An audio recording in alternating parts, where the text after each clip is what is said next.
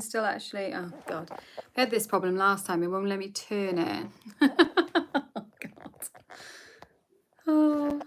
Did I do it just like this last time? I think I might have.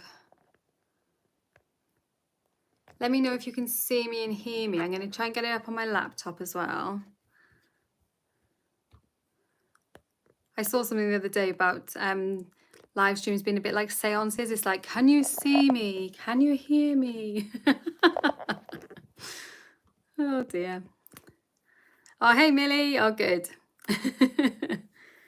Yeah, I don't know if I'm going to be able to turn it because it just says orientation is locked, rotate device back, which is really flipping annoying. But I think that's what happened last time. So I think I probably need to start it turning it to the side rather than turning it straight up. But yeah. Okay, I'm just going to clip it in my clip thing here and we will just do it like this, if that's okay. Was it like this last time? I feel like it was. I feel like I tried to do it like normal. That's a bit bright, isn't it? I want to be able to see what's on my desk though. Yeah, that should be okay, shouldn't it? Okay, cool. Good. Oh, hey everyone. Right, I'm going to get it up here so I can see the chat as well. Oh, hey Kate. Hi Kyra. Hey Bronya. Hi Siren. I'm just reading off the stuff on the chat, so that's really cool. I can see what everyone's saying. That's great. Hi Carrie. Hi Tanya. Hi Kim. Hi Jan. Hi Liz. Oh, brilliant. There's loads of us here and the video is fine. Okay, that's cool. So it's obviously going to be in this orientation rather than like the normal landscape, but let's just not worry about it. Okay, so we are here. Oh, hi Lachette. Hi Joe. So we're here for the Libra New Moon. I did get the chart for the moon here. So I'm going to show it here. Oh gosh, I'm on your TV. That's like that's like next level stuff, isn't it? So before we start actually diving into like the energy of this particular moon, I just wanted to say like likelihood is it's like 9:32 here now, and the new moon is actually, the moment of it is at 10:54. So if we're still live at that new moon time when we get that shift, and if you've seen my video that I put up earlier about like what the dark moon phase is and where the new moon phase is, then you'll know what I'm talking about. If not, then don't worry. But if we are here still, then if somebody could give me a little heads up like just before it, and maybe we can just try and feel in and see if we can feel that shift into that womb energy rather than that tomb destroying energy. So for me it's at 10:54 p.m. so it is like 9:30, 10:30. It's like an hour and a half from now, not quite an hour and a half, an hour and 20 odd minutes from now. If you've got an almanac there in your own times, then have a little look. I should have set an alarm or something, shouldn't I? But usually I find, because I've been sharing about the moons in our Facebook group, as lots of you know because you're over there as well, and I don't like set an alarm or anything. I just sort of think, I can feel something changing now, and then I get my phone out and I've got an app on my phone which shows where everything is, like a zodiac map of where everything is at the moment there. And it's like, oh yeah, it's just coming up to the end, or it's just crossing over into the next sign. So I think it's fun to just sort of see how you feel it, see how you experience it. So yeah. Okay, are more people? Yeah. Oh yeah, Kyra's got it. Cool. So if we are here, then please let me know and we can just have a little oh, Joe's got a tea. That's nice. I've already finished my tea. It's empty. Sad times, and that probably means I'll need a pee, but I'll try my best. I did get some water as well, so I'm set. Okay, so 8:55, so it's in about an hour and a half for all of us, isn't it? So yeah, you do notice it when you tune in. Oh, hey Elaine. When you tune in, you really can feel the changes, feel the shifts. Like, it's quite subtle, and I think some of them are more obvious to us than others because of our own personal setup with our own planet placements and things like that as well. So But like some, like when the moon goes from Pisces to Aries, I think that's like boom, you know, that's a shift. And when there are cardinal changes like there is now, because this is going to be going from mutable Virgo into, well, the moon's already past signs into Libra already, but that moment of catching up with the sun, I think those shifts do feel more, those new moons feel a little bit more cardinal. They've got a bit more about them, a bit more of a shift about them. It's like this energy is changing in a more obvious way. So, oh, moon return tomorrow, Karen, nice. Yeah. So yeah, and I know I got some Libra birthdays in too as well. So Libra suns here. Okay. So I'm shuffling cards already, but that's just because they're in front of me. I will put them to one side. I pulled the Joie de Vivre deck to do the readings because I just find that really eerie, I guess. And I thought, being, you know, with Libra being cardinal air, which is a bit of a strange concept in itself, isn't it? Because like cardinal we think of as being like a tangible energy, like a noticeable thing, and like air obviously is so intangible, so it seems a strange fit, like sort of, but it's almost like the beginnings, you know, like when we think of air, I always think of it as being in the east, and so it's like the start of something, but it's the start of something like an idea, I suppose, like a concept. So whereas like when we get cardinal earth, we're more likely to feel that as a in our physical bodies perhaps, but this feels very much like an idea shift, a shift in our minds, a shift in that air energy of our way of thinking about the world, about ourselves. That was one of the things I wanted to talk to you about this specific Libra moon. Like Libra moons in general often bring up things like about harmony, balance, you know, all those kind of Libran beauty, aesthetics. Sometimes people are drawn to like eat lots more like sweet treats and things around a Libra moon, but then other people are much more like, oh no, I need to balance, I'm going to start a diet and stuff on that, which I find really interesting, you know, the different ways that people react to the different moons. But this particular one, if you look down here, this is the honeycomb planner. I've actually ripped the cover off. Oh no, it was only the back cover. My kids needed like a kind of floppy bit of card, and it was perfect, this card, for a craft project they were doing, so I ripped the back bit off. It's almost finished. But this is my honeycomb planner. I've actually got a brand new one of these, which I'm going to be showing. It's smaller. I went for a smaller one, which I'm going to be showing when I do the planner video, which will be coming up soon. I'm hoping to make that probably next week, I hope.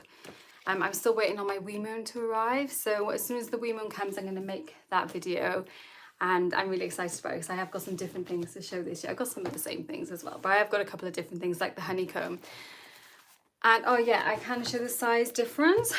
I'll hold the two of them together. Okay, so the one I had before, it was the big one, which is not quite A4. I think it's like US letter size, I think. And then this new one that I've got is like in this smaller size, which I think is, where's my journal? It's my last one. I can go there. It's like a little bit smaller than my journal.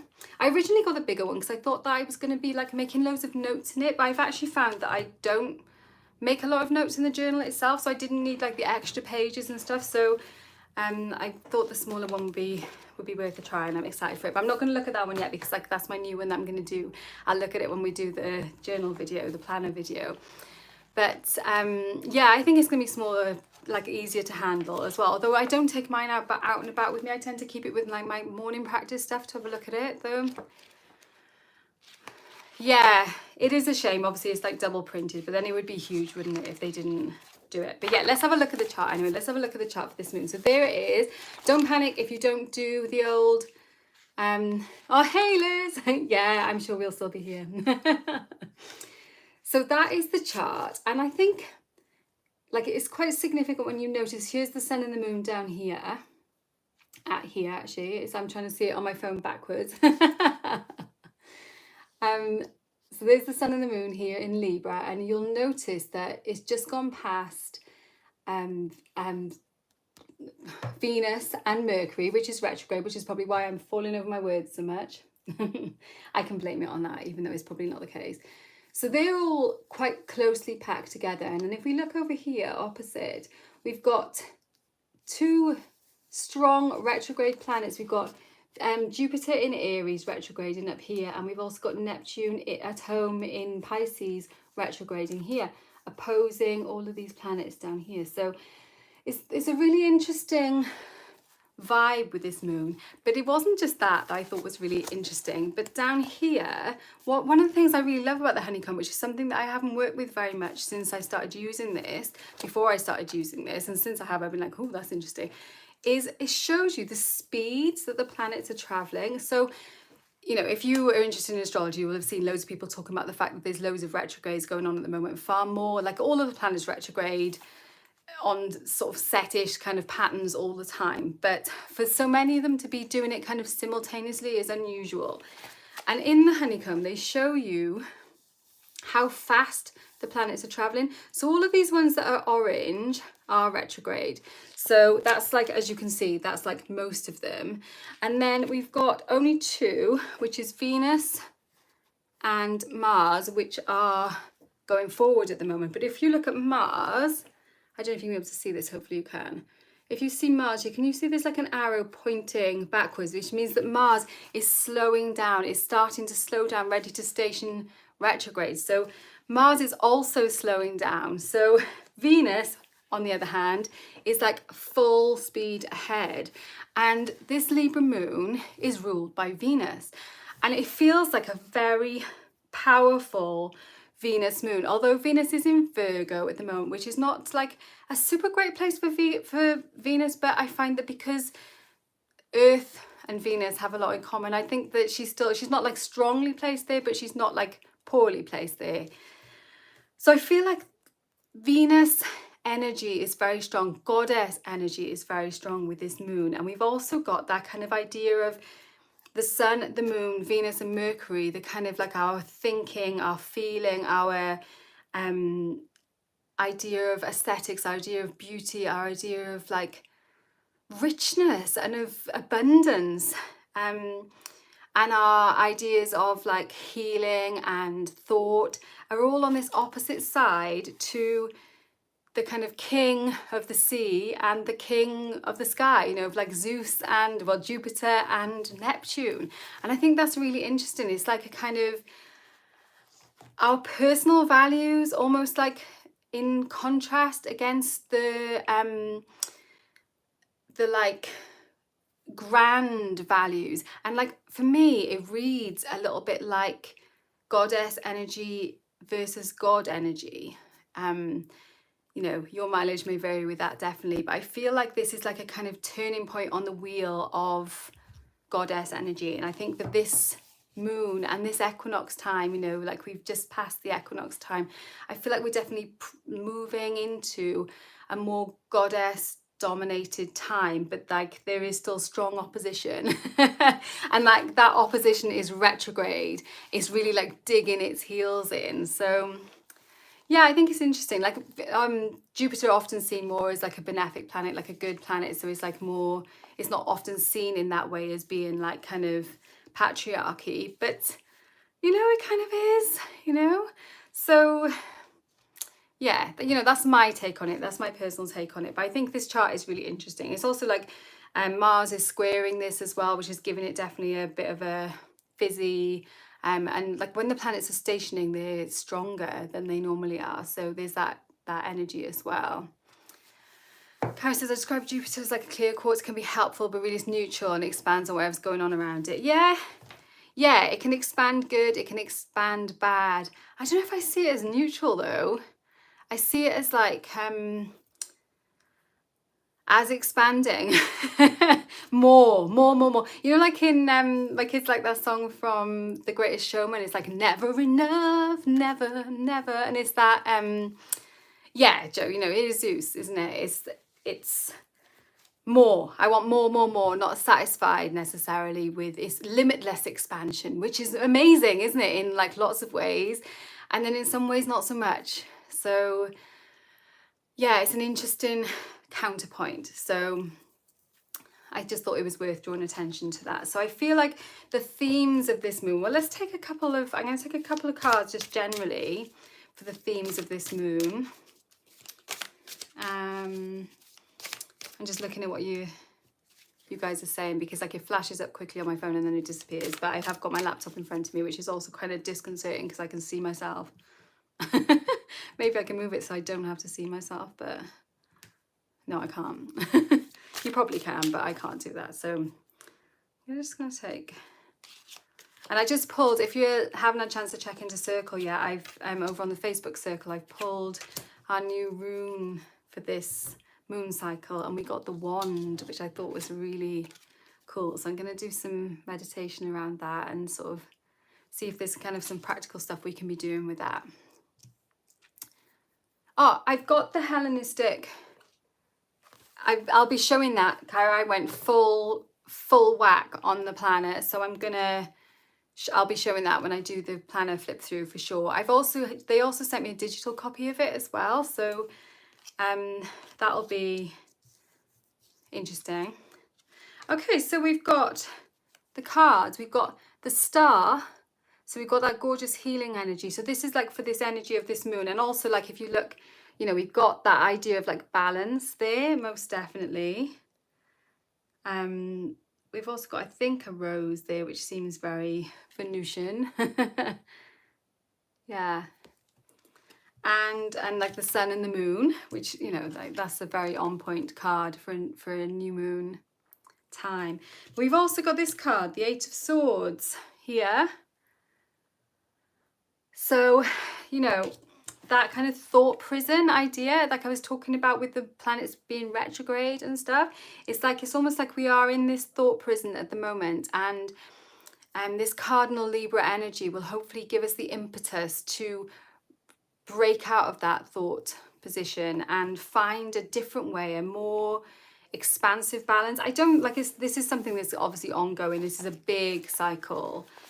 But yeah, I think this is really significant, this opposition that is going on here. And I feel like the speeds of the planets is so interesting. It's like, as a collective, we're being forced to slow down. We're being forced to like go within the labyrinth and find what's at the center, find what's like truly important at the center. So yeah. And like this Eight of Swords, it almost looks like she's dancing, I think. You know, with those swords, it's like the swords are there and she's trapped. She's not blindfolded, but she is kind of like bound up, and it almost looks like she's got angel wings. Has that one got wings? No.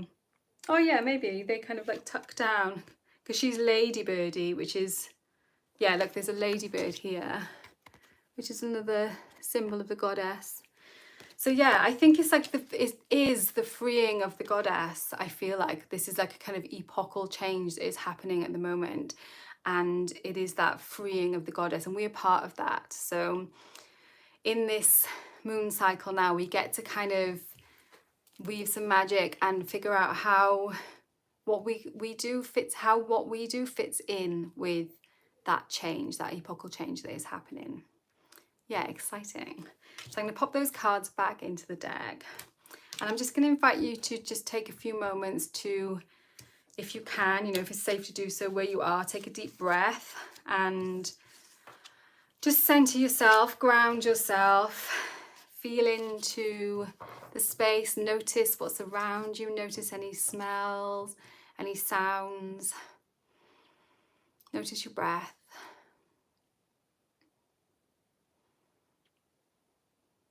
I found a little poem, well, part of a poem. What have I done with that now? I've buried it under something else. Here it is, which was from last year's wee moon, on the fall equinox. So there's the wee moon from last year, and this little bit just jumped out at me, and I thought it was really nice to read, to share. Magic is in the details. It is in the way we infuse the simplest of acts with the depth and passion of our connections. It is in the way we imbue every little thing with our devotion to the sacred. The ways we feed community by looking into each other's faces, risking connection, bringing our humanity to each other's truths.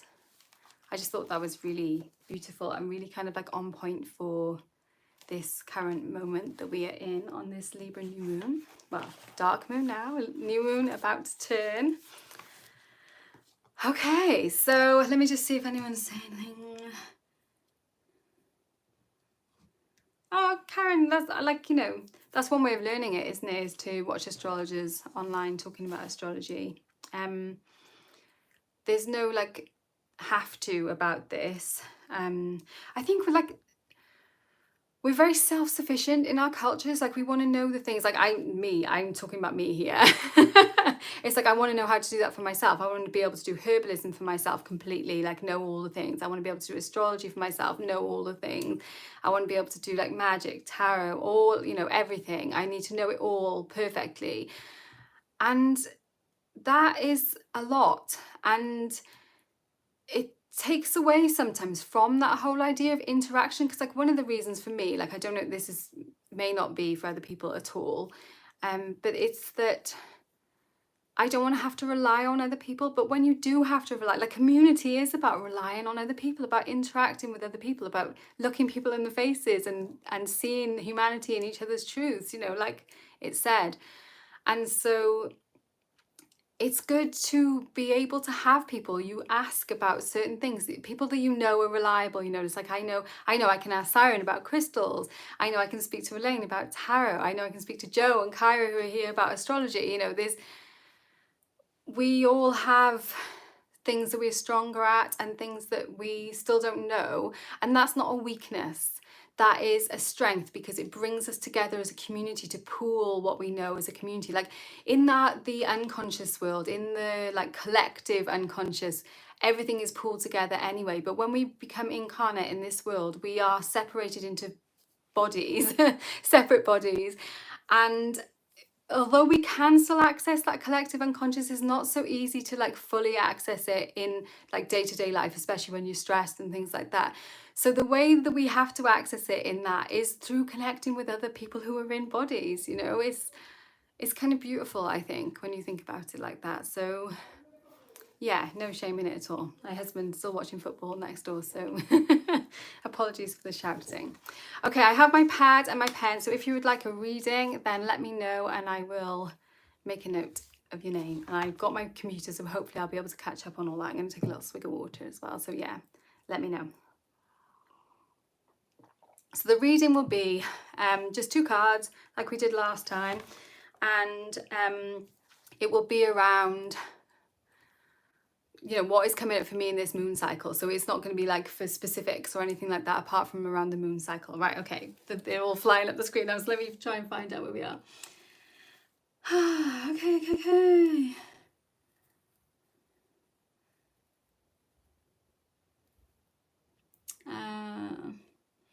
Oh, I've missed a load of chat as well, so sorry. I just realised this. People have been talking while I was yabbering on. Never mind. Okay, so I've got Kyra, I've got Liz F, I've got Kim, isn't it? Way of the Witch. Am I getting that right? Hopefully I am. Karen,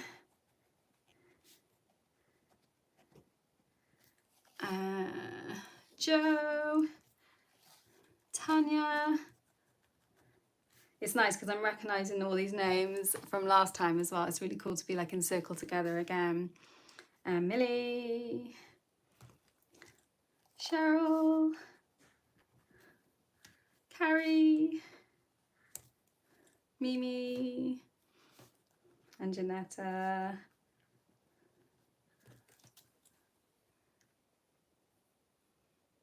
Yeah, cool. Okay, so I've got 1, 2, 3, 4, 5, 6, 7, 8, 9, 10, 11, 12. Okay, 12. So that should be quite achievable. We'll see, she says. But I'm going to give the cards another shuffle again. And yeah, if you have any journaling or cards and stuff that you want to do. Oh, Kate. Pop you down, Kate. Oh, Diane, I did say you. I got you down. Thanks, Kyra. Kyra, I was watching your journaling video earlier. Oh, you know, because I left you a message. It was really cool. If you haven't seen Kyra's journaling video, then definitely check that out. Setting up her new journal. I love those new journal setups. Lisa, I've got you. Yes. Lisa, thanks, Kyra. So I think that's 13. Oh no, maybe 14. Okay. Let us do it.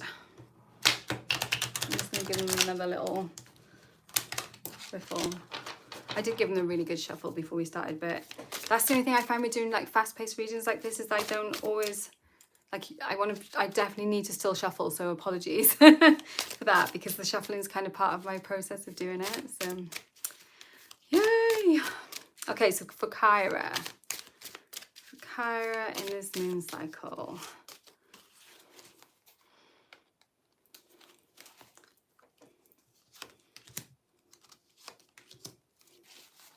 okay. Well, you've got two interesting cards. Kimmy just ordered the honeycomb. That's funny. I haven't even shown it to you properly yet, but it is really cool. So, and I didn't have a discount code for that one. I have got, sorry, Kyra, I'm going to make you wait for a couple of seconds. I have also got this gorgeous thing as well, this ritual planner, which I'm going to be showing in that video, which I'd never even seen before, but one of you guys mentioned it to me when I asked about planners, and I was like, oh my gosh, but she's given me a discount code for that as well, but I don't have a discount for the honeycomb, so yeah, feel free, go ahead, because unfortunately I haven't got a discount for that. So Kyra, you have the Hanged Man. Oh, I haven't even filmed it yet, the planner video, because I'm still waiting for my wee moon. But I'm hoping it's supposed to come tomorrow. So hopefully it'll come tomorrow and then I'll film it next weekend. So I'm actually away for one of the days on the weekend, but I'll try and film it and get it up around that anyway. So it should be up by next Sunday, I hope. It's all kind of waiting on the wee moon now. But yeah, I'm going to have the wee moon, I'm going to have Earth Pathways. Oh no, I'm not going to have Earth Pathways this year. I decided, like, it's still very similar this year, so I've decided not to show that. I'm going to show the Country Wisdom because they've gone full colour, which is interesting. I've got the Ritual, the Honeycomb. I've got the Flickering Cauldron. Oh, I'm tipping water around the place. I've got the Flickering Cauldron and the wee moon. I have got a couple of other things as well. I don't know when I'm going to show these. I've got this gorgeous Country Wisdom Almanac, which is like, it's not dated. You can look this up at any point, which is really cool. It's got lots of really nice information in there. They've got a lovely store actually, like an Etsy store where they sell lots of really nice things and very like earth conscious. So I do really love their things. Kyra, sorry. The Hanged Man, we know each other, it's fine. The Hanged Man, which is your card for this year, yeah? So no surprise if this is coming out for you in this moon cycle. Yeah, you know, and it's definitely tying in with those themes, you know, which are coming up for you about surrender and stuff like that. So perhaps particularly, specifically, this moon cycle will be more so around that. And you have another major as well. You have the Tower. This Tower always makes me feel like, I don't know if you, I'll show you the card again in a second, but it's like the Tower itself looks like it's being attacked by like an octopus or something. Like there's all these sorts of weird creatures in these cards, which is one of the things I love about them.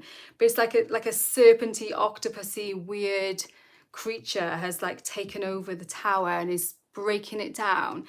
And I'm almost seeing that as like kind of the almost destructive parts of yourself are like, this is not working, I'm going to bring all this tower down. And that's kind of scary. But then when you look at her, how she's coming down, can you see the butterflies are like holding her up and like making her have a more gentle fall? And like with it being butterflies as well, it's a very much a regenerative experience. And interesting, like when you see these two together, of how she's another hanged man, she's a hanged woman. So it's like the reason for the hanged man, like the inversion, like there's loads of like mythology and symbolism, isn't there? Lots of story about that idea of being hung upside down, which might be interesting to kind of pursue this month as well. But I think it's just like underlying that part of it's not just waiting, it's not just surrendering, it's also like a moving away from something. So the hanged period is a waiting period. There was something that was before, which is now in the past, and then there's this hanged period, and then there'll be something different that is coming in the future. So this cycle might be kind of slow and being hung upside down to empty all your pockets. Yeah, though it is like that. It's like, and just like get a new perspective on things, to shake you up a little bit as well. And like, yeah, and obviously an awakening just before death, because we have got, or just after death really, as is the Tower. But yeah, the Hanged Man before death, the Tower, like, yeah, what else fits in this gap? That's really interesting. Thanks, Joe. Yeah. It'd be interesting to look at the cards in that gap as well, wouldn't it? And like those two hanging times are happening, bookending those other cards which are in between.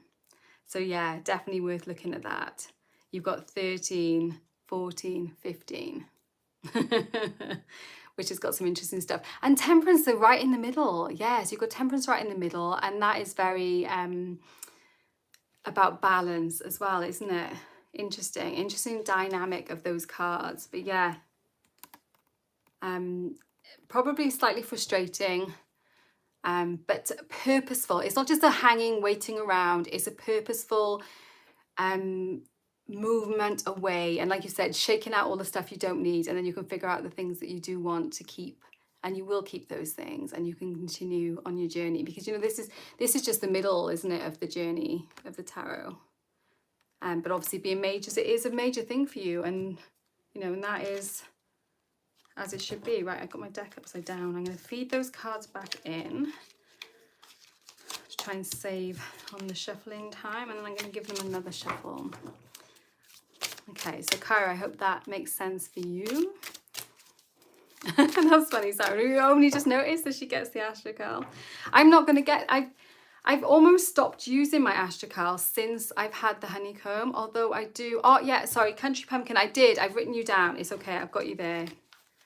I don't use the Astracal hardly at all now that I've got the honeycomb, but I do still like at the back of the Astracal, which I don't know if I'm going to miss this, although I'm pretty sure the Wee Moon has this, but it won't be in my time zone, is these charts which the Astracal has in the back of all the months, because I do like to use those.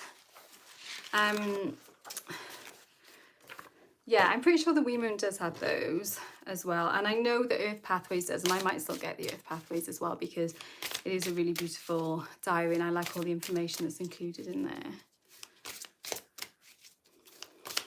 Okay. Yeah, and the Astracal, they actually do in a few different time zones.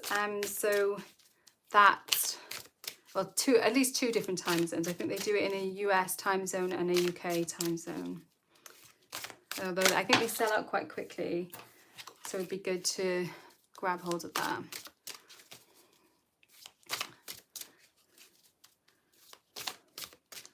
Oh, Grace, I'll pop you down as we're going to go through in order though, so you might be waiting a little while, I'm afraid.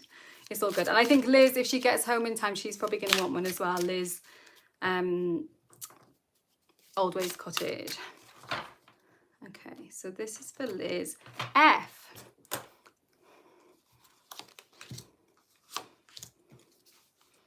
Okay, so we've got this, the Eight of Wands, which is a lovely, like a lot of the time the Eight of Wands is almost like kind of pippish, isn't it, in a lot of decks.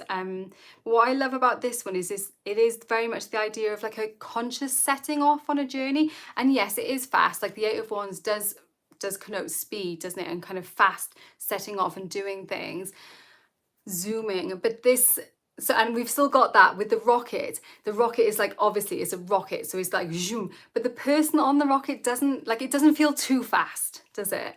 Like they are making headway, setting out, you know, lit up with those wands, heading off, and definitely speeding into something new and something kind of exciting. And sometimes, like I was like in some decks, the Eight of Wands can feel too fast, but it doesn't feel too fast. It feels like good fast. It feels like good. Our movement has been coming up, yeah. So that makes sense. And then you also have a major. You've got the Emperor. So much more static, but also very fiery, very I've lost my chart. This is what the problem. I always want to show other things while I'm in the middle of doing this. You know, we were talking about this whole kind of idea of balance. The Emperor, it, you know, would be a good fit with Jupiter in Aries, the king in the first sign, you know, is he's even got those like kind of Aries, it is an Aries card, you know, associated with the Aries card. And I wonder if you're kind of like, is this you, or is this something that's kind of almost blocking you in a way? You know, you've got this new journey that you're on, and it could be blocked or stopped in a way by being too like organized and like, okay, so if Aries means a lot to you, you're probably going to know a lot more about what this means than what I do for you. But I feel like it's something that is like it's that fiery energy is definitely there. The fiery energy is there. You know, we've got fire and we've got a fiery card as well with this Emperor. But it's almost like this is a more like fixed, stable fire. And it's hard to like go away from that. It's hard to walk away from that because it is very like organized and very like, I know where everything is. I know what my place in this whole setup is. I'm needed. I do have like authority and stuff, but it's not the adventure. It's not the solo adventure into the unknown, which is what it seems to be, is the energy is taking you to that place now. So that's definitely something to think about. Like there's some sort of like push and pull, some sort of conflict there, like different from Kairos cards, which were almost like a mirror of each other. This is showing more like there's two different energies at play here, and you need to kind of work out how you sit and how you want to take things forward. And it looks like you want to do this.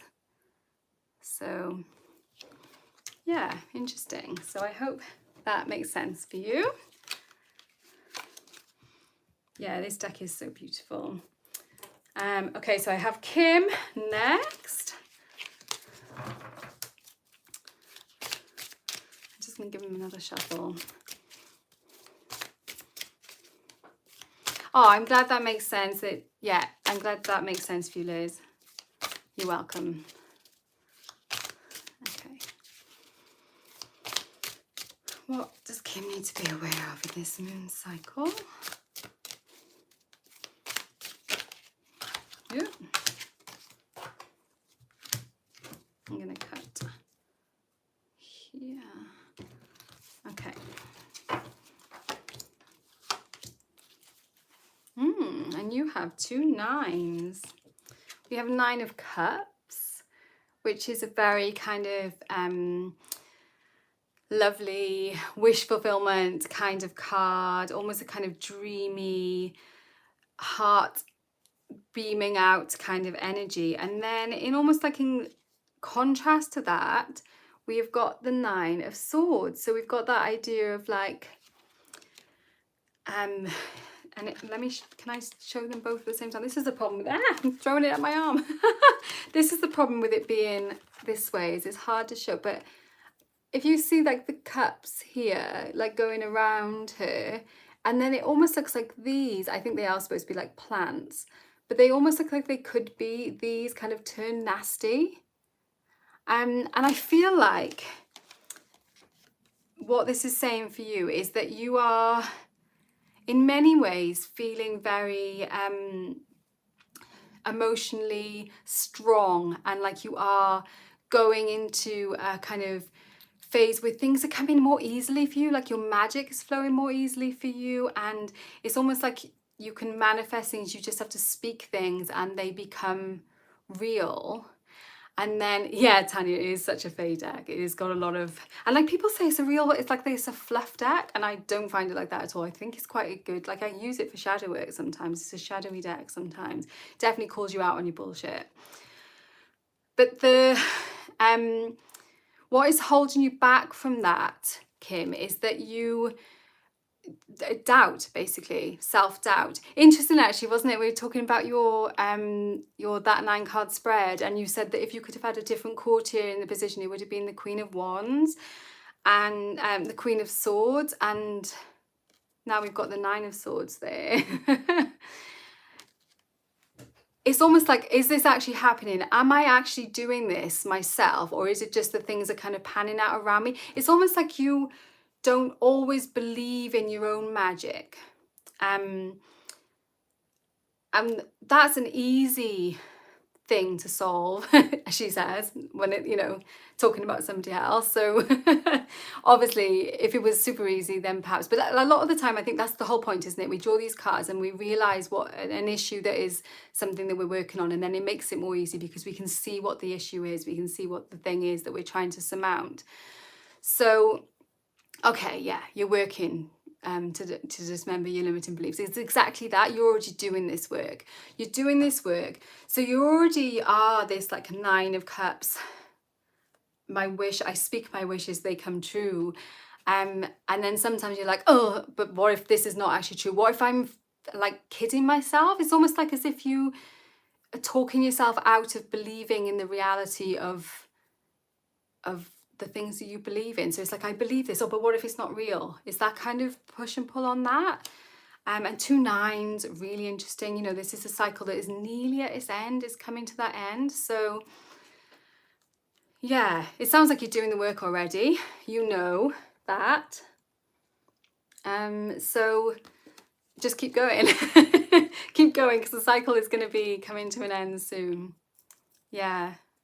And it almost looks kind of autumnal, that 9 of Swords. So it's definitely like on point for this season for you, if you can get it all. And like also, if you look up on that card, there's those hearts that are up above. So there's always Goddess is always there above. So when you are feeling in that, like, I don't know if it's true state, just look up and you will see, you will realize that you are watched over, you are guided. Yeah. Okay.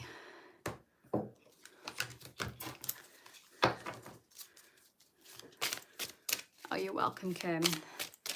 Okay, Karen. Let's give them a shuffle.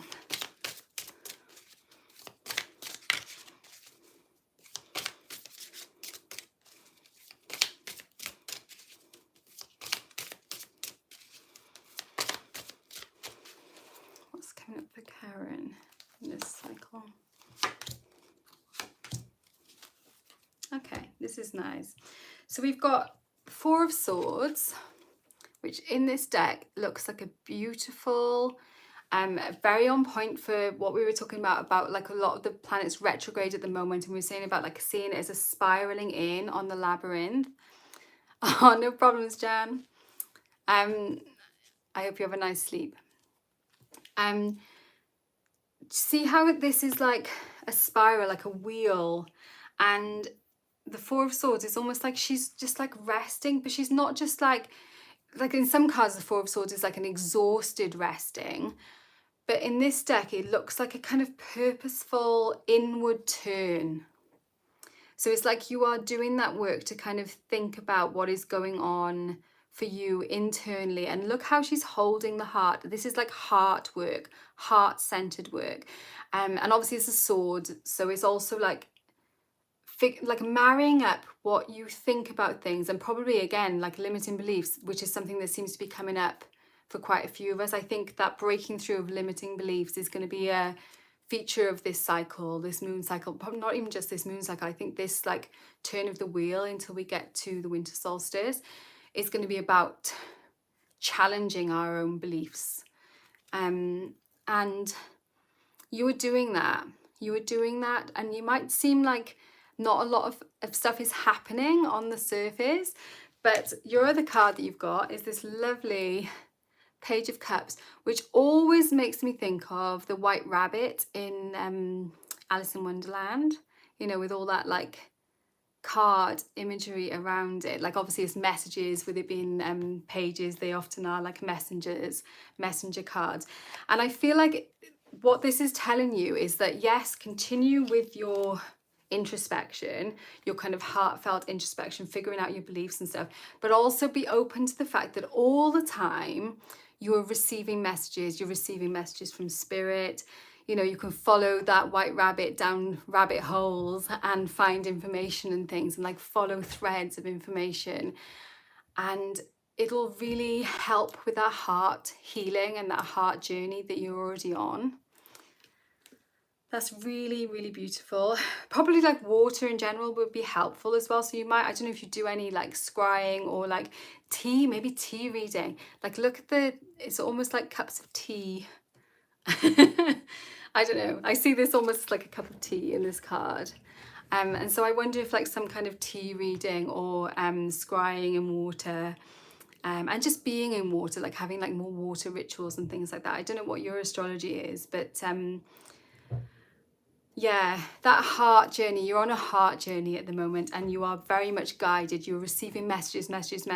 Look at this antenna coming up from the head of the rabbit. So just be like, you know, picking up those messages and trusting them, believing them, and that will really help with your way in and out of the labyrinth. Okay, Karen, you're a Virgo. Oh, so the new moon, last moon, was like kind of a reset for you. And you know, you've just had a birthday, a solar return reset, so you're on a new cycle. So perhaps this is going to be something that's on a longer cycle for you. Yeah, really lovely. It's a lovely journey to be on. It might look quite gentle, quite quiet from the outside, but there's an awful lot happening underneath the surface. So yeah, definitely keep with the journaling. Well, I say keep with, I don't know that you're doing that, but I kind of feel like you probably are. So yeah, keep with that, and just trust that the messages you're receiving are true. Because if they resonate with your heart, then they are true messages for you. Ooh. Okay. So Joe. Oh, I'm glad. On Libra rising. Okay, like me and like Joe.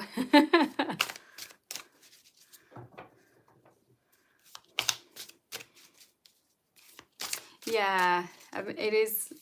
That's what I love as well, is that like astrology gives us so much opportunity to reset in lots of different ways. It's like we can use many parts of the wheel as a reset. We also had the wheel come out for our circle for this month as well, so that's nice. Just a quick glug of water. Oh yeah, Karen. Of course.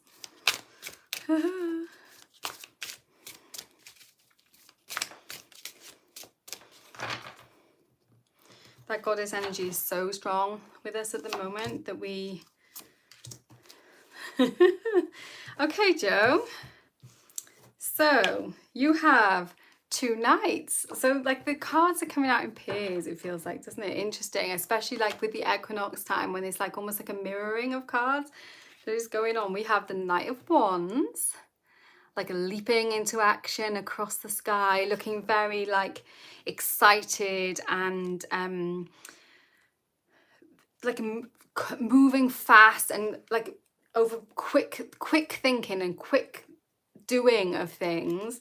And then we've also got the Knight of Swords, so very like a masculine cards as well, like in a stereotypical masculine way for you, Joe. This time, like the Knight of Wands is kind of doing it on his own steam. He hasn't got a steed, but the Knight of Swords does. And I think that might be important. I think that you're definitely on like a conquest. You're on a quest. And part of the quest is your own like solo quest to do what brings you joy, to kind of like light you up with that wand, you know, to light your wands up. But then part of your quest is also going to be, you need to let yourself be supported by others, which is probably not something you're going to be that interested in. Like, look how beautiful this this steed is, and it's almost like in a meditative state. Do you see the eyes and that there, and like the kind of curled tail? It's like it's going fast, but it's almost like just so in sync, so in tune with you. So I'm literally so in my inner child focus. Yeah, it's it's funny, isn't it? Like an internal focus and an external focus. But you are gonna have to. You can't do it on your own. Okay, part of it you can. You're going to do lots of it on your own, which is joyful for you and fun. But part of it is going to involve other people and allowing yourself to kind of be helped. Like, it might not necessarily be in like a really obvious way, but it's going to be in a way that might not feel like there's no saddle there. It's not a super comfortable ride, and I think it's just something that you kind of need to embrace and kind of feel into. Yeah, interesting. So a lot of movement, a lot of questing, a lot of change, for you, for the people around you, your interactions with other people. I think you're going to see a big change in your interactions with other people, and part of that is going to be because you're coming from a place which is much more centered to yourself. Once you know yourself really well, and like doing shadow work, doing inner child work, stuff like that, is it helps us to know ourselves better and feel more comfortable with ourselves, and like letting go of lots of like shame and stuff as well around like bullshit, the things people did in the past and stuff like that. So you can let go of that and you can move forward and conquer the world. You know, these are very world conquering cards. Light up the world more, bring new ideas into the world, but you can't bring new ideas into the world unless you share them with people. So that's something to bear in mind. Okay. Asking for help is so damn difficult. It is. I know. It's a nightmare. But it's part of being in a community. It's exactly like goes back with Remy Haley says, go for it, Joe. You will. You're going to be going for it. It's like what I was saying at the start, when it's like we can do the things for ourselves, but much better for community when we each do things and we can rely on each other for things. But it's so hard to rely on people, isn't it, when we're just not used to being able to do that. You know, sometimes because the people we rely on are a bit crap, or sometimes because we just like learned not to do that. It's a whole new way of being with people in the world then. Yeah. I feel like we're on sort of similar journeys with some of that stuff, which is probably not surprising because I know we've got similar charts for lots of things as well. Okay. Okay, so you've been in such hangman energy. So that's interesting. There's definitely forward movement. There's definitely a lot of movement coming up in this next cycle for you. Okay. So Tanya,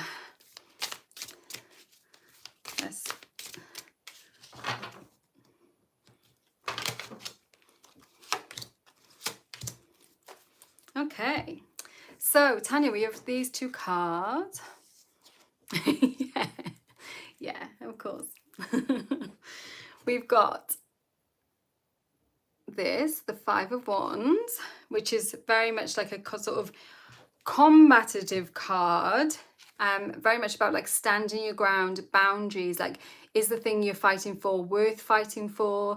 I know you've got a little one, so sometimes this also comes up when people are like being challenged, having their boundaries challenged by other people. So it can be as simple as that sometimes with those things.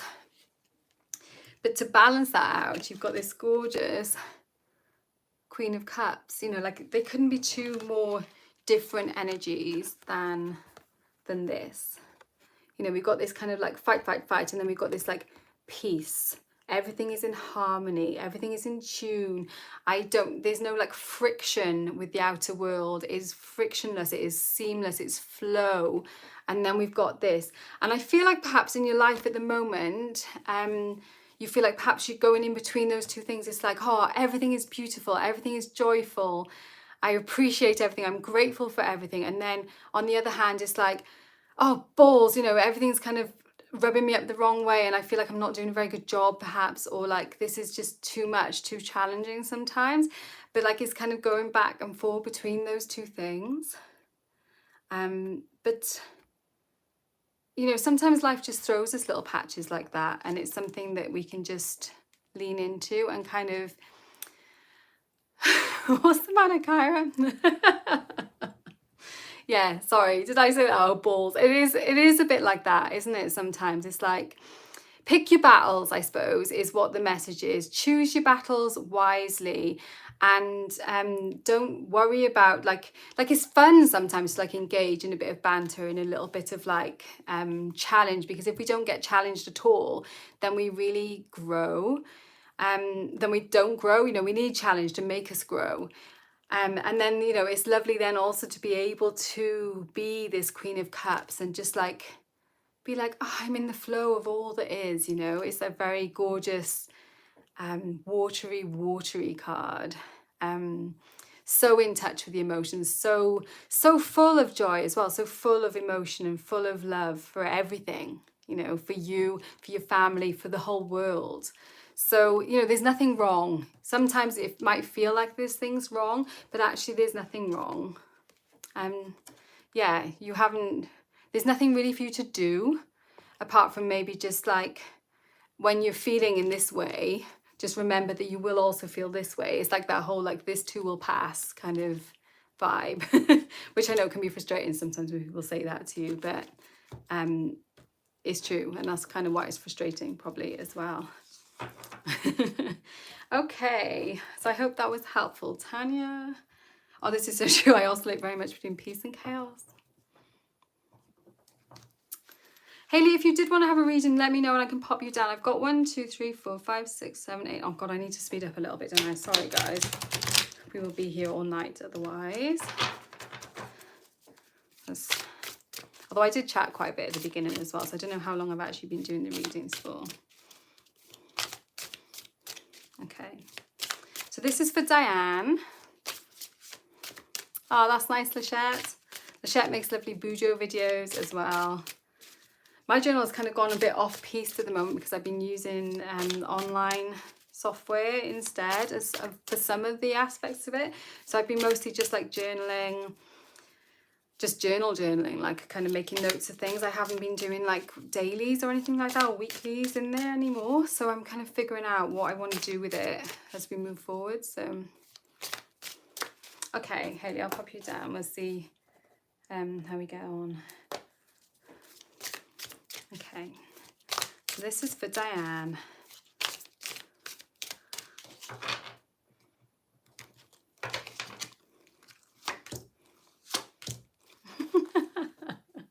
Okay, so interestingly, you have the Five of Wands coming out again. I did give them a really good shuffle. So this card is obviously relevant for you at the moment. I don't know if you noticed that while I was talking about it for Tanya, but yeah, that kind of idea of friction. And like we are in that, we've got this friction that is happening for us all at the moment, you know. So, and then we've got the Knight of Cups, which, you know, similarly to Tanya's cups, like hers was water, you know, very much like this, whereas your Knight of Cups is almost more like you are hopeful, you are open to receiving. And I wonder if there's something specific that it is that you want at the moment, that you are like looking for. Like sometimes when the Knight of Cups comes up, it is because there's like a new relationship on the horizon, or a hope for a new relationship, like usually like a love relationship, but sometimes also just like a connection, a soul connection. Hey, Liz. I'll pop you down, Liz. We got quite a few, but we'll be okay, I reckon. We'll see how we get on. So yeah, I feel like there's some friction going on for you in your life at the moment, and like you're looking for, you know, it is a knight. You are not waiting to receive like the Queen of Cups. You are looking yourself, you're making yourself go out there and do the thing. You know, you're like, I want to receive, so I am going to put myself out there, which is hard, you know, but you're moving away from this idea of frustration and kind of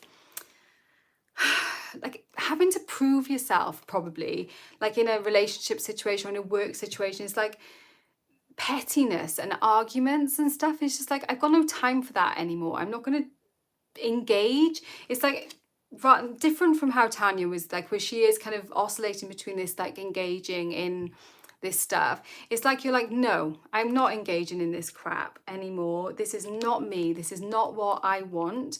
And instead, I'm going out myself to find a peace, to find something that is right for me and which sits right for me and which doesn't have all this kind of like game playing going on in it.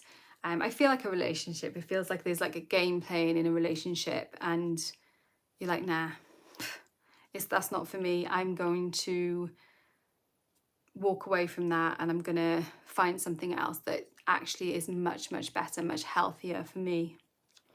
Yeah. Okay, a family situation. Yeah. Yeah. So it's difficult. Like sometimes you do need to just be like, not engage anymore, to be like, I'm not gonna do this over and over and over again. I'm gonna call time on that and do things differently. And like, you can't always change the other person, can you? Like, they might always still want to be fighting, but you can change how you respond to it. And sometimes that does mean like, it looks like a removal from the situation, like probably like physical distance, with it being a knight card, you know, there is movement there. Yeah. So I hope that works out for you, because that is not an easy situation. Yeah, again, you know, you are guided. I've got this little message here with this bird. You can send a message to spirit, to whoever your spirit guides are, and get their support in that situation. Yeah, looking for different ways to, and not even like different ways to deal, because it's like, I'm just, it's like you're parking it. You're going to move away from it and look for a whole different way of being with it, of understanding it. You don't have to engage. That word engage, it keeps like popping in. It's like, I'm not going to engage in this anymore. I'm going to put some distance in there. Okay, I have Millie.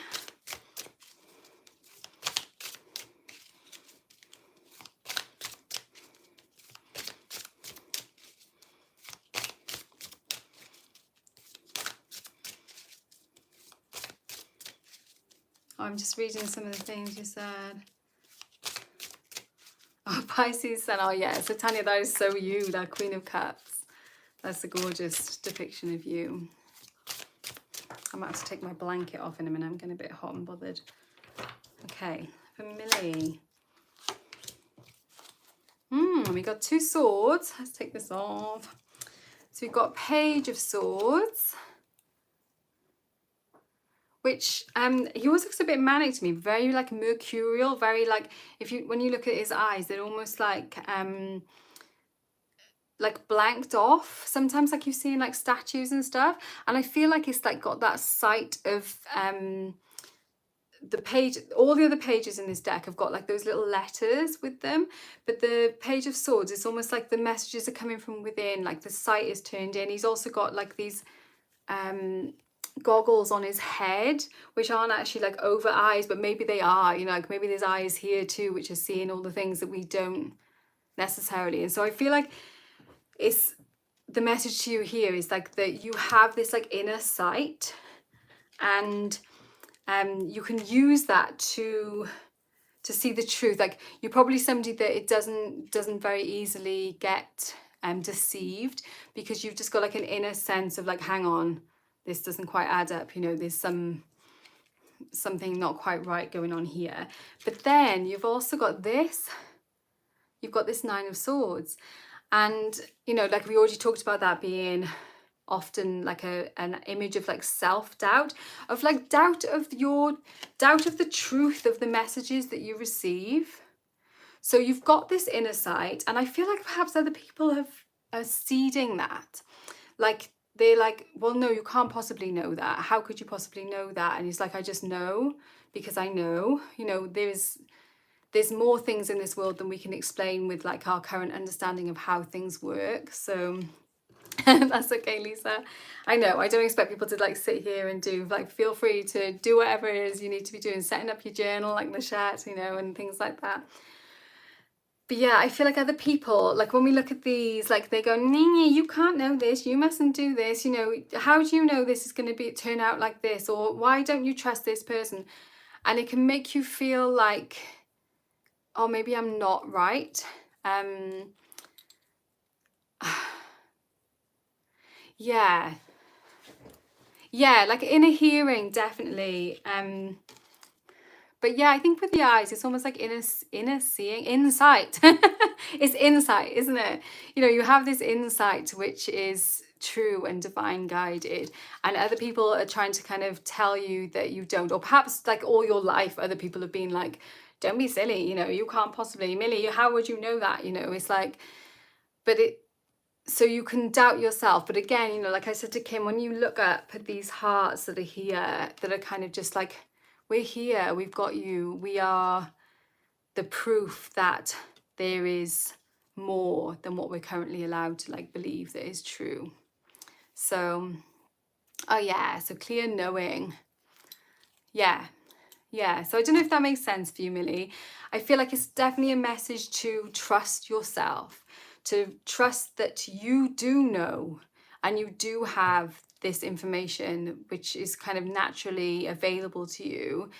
And just because that's like not the same for everyone doesn't mean that it's not true for you. So you can believe in that, you can trust in that, and you also have support as well around you. So don't listen to like the people telling you, but that can't be true, how can that be true, how can you know, just don't listen to that, because that is just, it's just vicious, because people don't understand. They don't understand because they don't have the same way of understanding the world as you. Yeah, oh, croeso, Millie.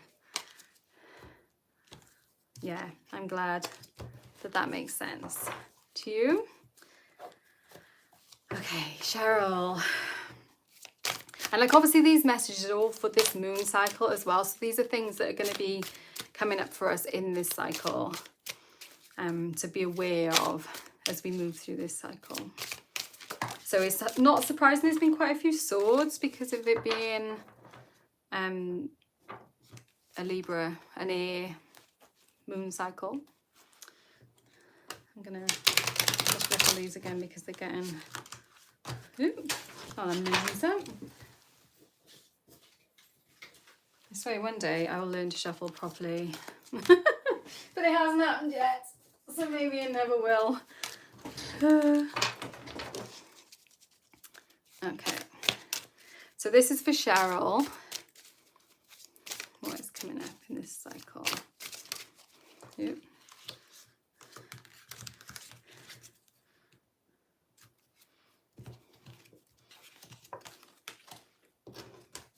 Oh, you've got nice ones, Cheryl.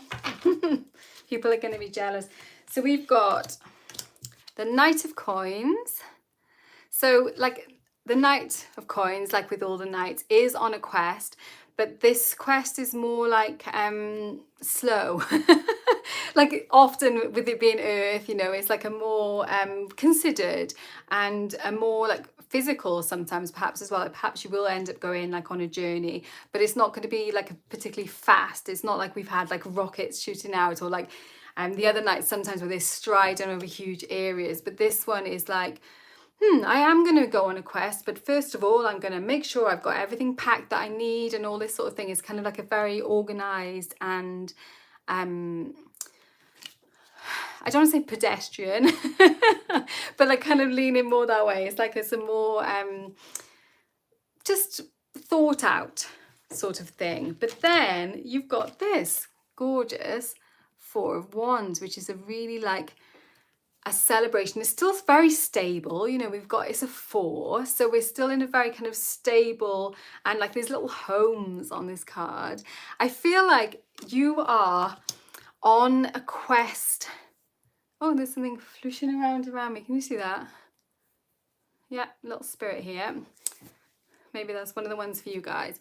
So you are on a small quest, or it might seem like a small quest to people around you, but it is a big deal for you. It is something that you are doing with your you're making a change, and people around you are maybe not going to notice that change first of all, but to you it feels like you're going a really long way. So you are going to be putting some thought into like, this is where I am now, this is where I want to be. And I feel like it's to do with your home and to do with your family, you know. It's like, who are the people who are important to me, and friends, you know, the people, the family that are like the ones you choose, the family that you want to be around you. And over this moon cycle, you've got the opportunity to gather people together with you and to take part on this like mini quest together, where you are inspiring each other, and where you're finding maybe like nice things like having a fire pit together or something like that, you know, or like a crafting circle or something, you know. You're going to start something, you're going to do something different, which like isn't like a scary world changing different thing. It's something that is big but small. Do you know? Oh dear. I'm sorry about these messages, guys. They're a bit random, aren't they? But yeah, it's a big, small thing. It's one of those things that often, again, you know, when we're talking about like goddess energy and god energy, is sometimes like the god Zeus energy is like, I'm here, this is a huge deal, you know, when we're doing this massive thing. And then we've got the like the small important things, which are the things that actually make the world go round, like, you know, loving your baby, and art, you know, stuff, small art journaling, you know. It's like, I'm journaling in my art. I'm not going to be putting it up in huge wall-sized canvases. But why is one more important than the other, you know? It's really not. It's only our society that says, well, this is real art because it's a big canvas, and this is just silly little, you know, playing around art because it's in a journal. No, you know, you're going to realize that that is not, you don't have to do this to make a quest. A quest can be something small, but it needs to be something creative, and it needs to be something collaborative where you're working with other people. So, oh, you just said something. What did I say? As a homebody and mom, it fits my personality. Yeah, it's beautiful. It's really beautiful. And like, these could even be children. Like, if you look here, it's like projects with your kids as well, you know. And like, you are the sunshine to these people. Look at that. So it's really beautiful. Yeah. Okay. So yeah, look out for that this moon cycle, and take an opportunity to do something a little bit different, which brings people together and which lets you shine, you know, in your community, but also like shining for other people as well. Other people get the benefit of you and your light, you know. That's really beautiful, isn't it? That's a lovely gift that you can give. Okay, so Carrie, these cards are for you. Let's give them another shuffle. Oh my gosh, 10 minutes left. Okay, so getting ready to feel that transition. Yeah, 10:54. Yeah, cool. So exactly 10 minutes by me now. to that point where the moon becomes new. And that happens for all of us at the same time, wherever we are in the world, which is the cool thing about working with the moon cycles. It's not the same as with a lot of the other cycles where it's different. Oh, my phone's telling me that I've got sleep on. I hope that doesn't make any difference. I tried to do like a bedtime wind down thing that stops me using my phone, but I think hopefully it won't, because I'm in the middle of doing a live, so hopefully that's okay. Okay, so these cards are for Carrie.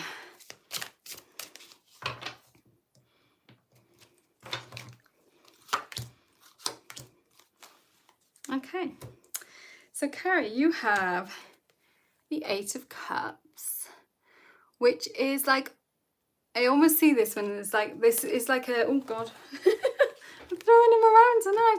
So we've got this, which is almost like a, like it's like a moon, but like a kind of like a paper cut moon, almost like a crafted moon. And then those gorgeous cups which are being used as umbrellas. It always reminds me of Mary Poppins when I see this card. It's like got that kind of, you know, the way she's just kind of like, you know, everything's easy. And it's funny because the Eight of Cups in some decks is really like, it's a sad card, you know, and I think it really depends on the artist, how they interpret those. But, you know, we've got 4, which is very stable. And then when you have 8, that's 2 4s together. So it's like almost even more stable. And also like 8 is like an infinity number as well. So it can seem a bit like structured, but then we've also got movement in the 8s, and like some of the movement is like fast movement, and I feel like it's like a nod to you to kind of let yourself be taken where it is you need to go, you know, lean into that Mary Poppins and be like Mary Poppins goes where she's needed, doesn't she? And she has to leave when she's, what does she says something like that, doesn't she? She says like, I come when I'm not wanted, and then when I'm wanted, I have to leave. But she, you know, it's not that. It's something much more eloquent than that. But yeah, it's like perhaps you are coming into a new situation where perhaps you don't feel like you are wanted necessarily, but you know that there's like work to do in that situation. And so if you can let yourself be like divinely guided to be like taken into this situation, you will be received, and like you won't necessarily like be like well liked straight away, but then people will realize that what you bring, the magic that you bring to that situation, is going to completely transform the people that are there. And like it is cups, you know, it'll transform other people's relationships with each other as well. So that's a really lovely thing that could be happening if you can just let yourself be taken up with the wind. And then we've got for you as well this Page of Swords, which we've already talked about as being like a very insightful, receiving messages, but also like the sword, we mustn't forget that that sword is there as well. Like it also reminds me, God, I'm into all of like, this is from different pop references and stuff like that, but it reminds me of in Star Wars where like Ben Kenobi is training Luke, and he's got the helmet on, and he's like trying to slash out of these little like robot things around his head with the lightsaber, and he's like, nah, and he's missing them all. And then he says like, use the Force, Luke, and then he's like visualizing it, and then he hits it straight away. And so it's like, if you try and react using your like normie senses, your like mundane senses, you're going to make mistakes. But if you can react from your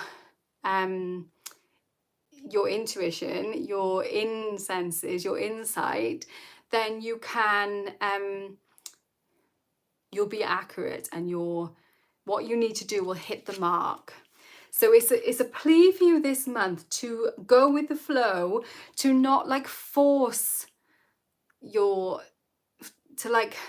to not make things happen, but to be guided, you know, to be taken into situations where you need to be taken into. And then when you're in those situations, to react in a way that is insightful rather than like practical, perhaps. Yeah. So that might feel like a challenging thing, and it'll be really interesting if we can come back, like feedback to me. I know you're in circle, Carrie, so if you come across situations like this month, I'd love to know how that pans out, because it feels like a very like it's going to be a situation that you'll notice, definitely, because it's going to be something that's different, out of the ordinary. So yeah, let us know how that pans out this month. Okay. Siren says, Nanny McPhee, when you need me but do not want me. Oh, it's Nanny McPhee. Oh my gosh, I'm crossing up getting my nannies confused. When you need me but do not want me, then I must stay. When you want me but no longer need me, then I have to go. Yeah, very Nanny McPhee. 4 minutes, okay.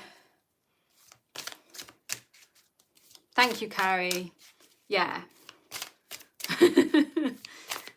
Yeah. You've got to trust your instincts, trust the force. Use the force, Carrie. Yeah. Nanny McPhee. Okay, so we've got 4 minutes. So I reckon I'm going to be able to do Mimi's reading before. Let's see. Let's see. And then we'll feel. So this is like the very end of the lunar cycle now. The moon is completely dark. It is total tune time.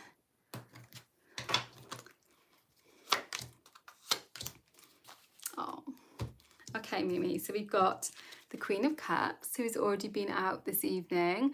And, you know, we've said she is this gorgeous, like in the flow, trusting in like everything around me is beautiful, you know, noticing that gorgeous harmony of nature and just trusting in the connection of this world with the other world, you know, acknowledging that connection. And then we've got the Two of Cups, so like winding it right back. So sticking with cups, we're winding it right back, almost back to the one, to the ace. And these cups are like, yes, we are connected to that collective unconscious, like we were talking about right at the start.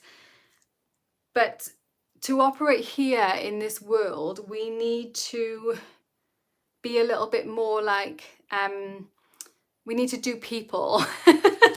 We need to connect with people. We can't just be like, oh, I'm here, I'm in the flow of all that is, I'm guided by divine guidance and all this, you know, which you most definitely are. You know, you are this queen.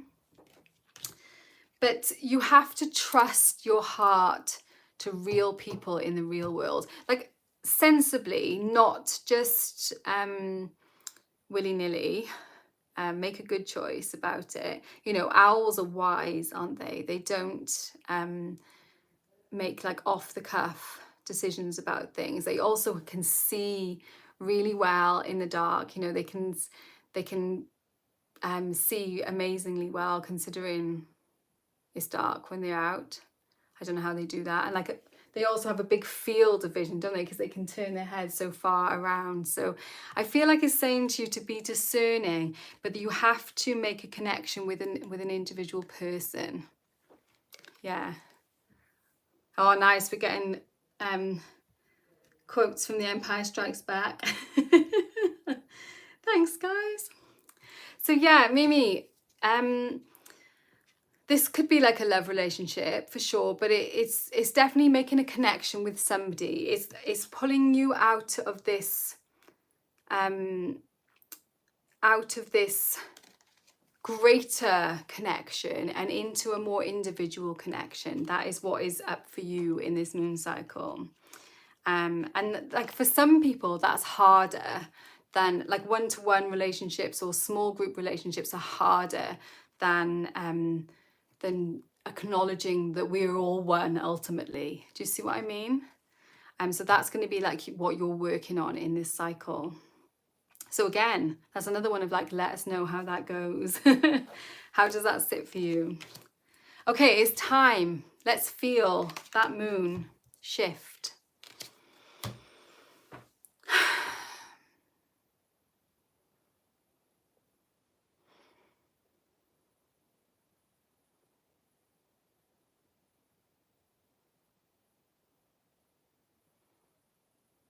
Do you feel it?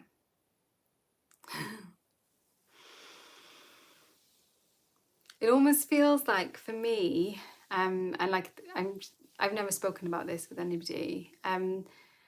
It's almost like that kind of like a kundalini. Did it? Oh wow, the rain's pounding down. It's been very cold here today. It's a big change in the weather. It's felt like today, bright but cold. But yeah, it's funny, the shift. And I feel it like a tingling, almost like a, like I don't know if it is like a kundalini thing, because like I'm not trained in that or anything like that, but it feels to me like an awakening that happens like really, really deep down in my root.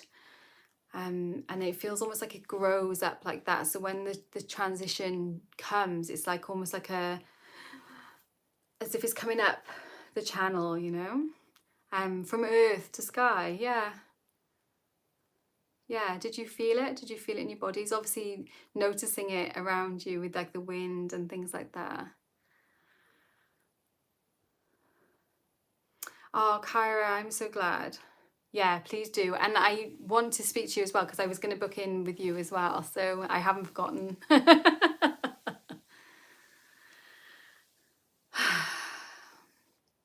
Yes. Joe, yeah, do you feel it like that as well? That's how I feel it. Buzzy, yes, definitely. Oh, hummingbirds. I so wish we had hummingbirds here. Janetta actually sent me, I've got it here, a hummingbird wing, which is really sacral. Gosh, I'm still in my awakening, really sacred to me. I keep that. I keep it now on my Mercury altar. Okay, so Liz, so you're feeling it here in your crown. Oh, hey, Queen Osette. We've literally just felt that transition of that new moon. We've been feeling into that transition and just sort of experiencing it. Isn't it like, it's all in the dark, isn't it? I don't know like how many of you have already seen the video I posted. It was only like a few hours ago that I posted, so you wouldn't have had a chance probably. But it was talking about how the whole of the dark moon is the dark moon time, and then the new moon falls within that, and like the dark moon split into womb time and tomb time and womb time. So we just transitioned. So I find it interesting actually that I definitely feel it like in womb, or almost like deeper than that, like underneath as well, you know. It's like kind of vaguely sexual, but also like procreative, definitely, you know, that kind of feel. So yeah, I kind of forget sometimes that this is going to be on YouTube, so it feels like we're just chatting. So, but maybe no one will make it like 87 minutes into this live anyway. Yeah, yeah. And for me, the energy definitely flows up from the ground to that. So I wonder if at the full, whether I feel it, like I've never really noticed if I feel it coming down. I don't think I do. I think I feel it coming up at the full moon as well. I feel the new moon transition much stronger than the full moon transition, which is perhaps strange. I don't know. Like in my body, strange. I think you see a lot more weather things at the full moon as well, you know, weather shifts. Okay, so that was cool, yeah. Janetta, you're up next. I've got Janetta, I've got Kate, I've got Lisa, I've got the Country Pumpkin, which is just the cutest name. I've got Grace, Haley, and I've got Liz. So let's pull some cards. So these are going to be for Janetta.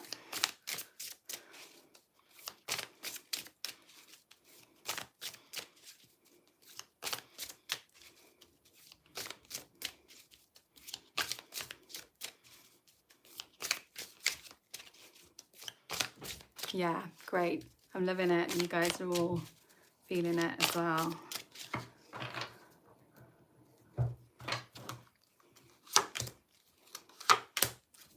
Okay, Janetta. So, oh, it's okay, Liz. We'll see how we get on now. I think I'm fairly quick now. I'm doing them every few minutes.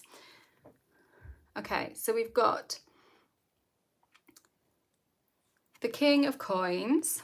Sorry, I was reading stuff. Oh, Frodo wants to come in. Let me let Frodo in.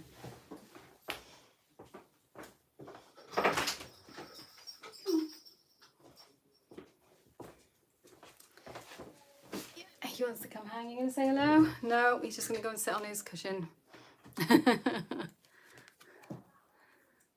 So yeah, King of Coins, which is a very like poised, and I know it's your birthday coming up as well, Janetta, because you are a Libra sun, and you've got that very like poised and considered and like regal, almost like sovereign energy of that King of Coins, but it's not like it's a very grounded energy. Like if you look at the this heart here, it's very much like a heart centered in energy. So it's not like a regal, like hoity-toity kind of vibe. It is regal in the like true sovereign sense of the word, of that like earth connection. I am sovereign because I am in relationship with where I am and who I am, and me and earth are one. You know, we're related. We are related, isn't it? We are related to these people. What are you saying about looking weird?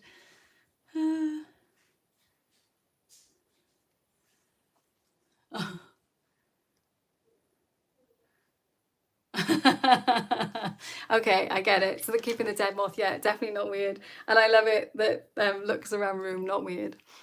I think I've told this story before, but me and my sister started going to like these mind, body, spirit fairs when we were about, I don't know, I think I was about 20 and so she was like 17.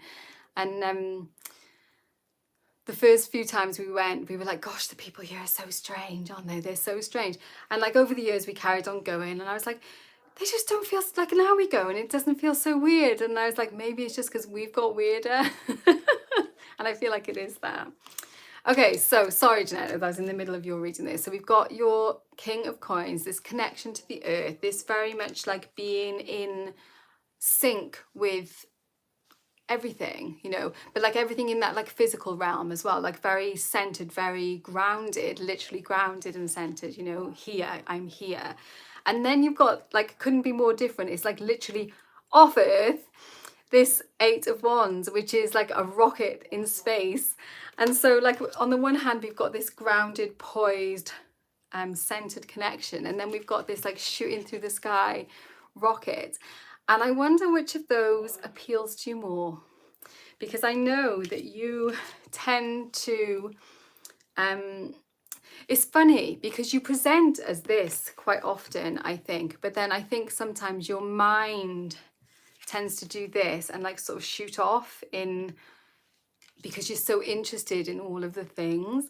And I think this month is giving you like an invitation to explore, but remain rooted if you can. Keep your feet on the ground and also explore. How can you do that? That's going to be interesting. And like obviously you've got your solar return coming up as well, so like perhaps this is even like an annual, like looking at that that idea of how this is going to be taken forward this year as well, like feet on the ground, head in the clouds. That works, doesn't it? That's okay. Yeah. And also that idea of like staying and going as well. It's like, am I rooting here? Am I staying here? Am I traveling somewhere else? That's an idea that you're going to be working with over this moon cycle. Okay, so it's kind of cheating a little bit because I know, Janetta, like I know quite a few of you were here, so I do know a little bit of background info. Okay, so this is for Kate.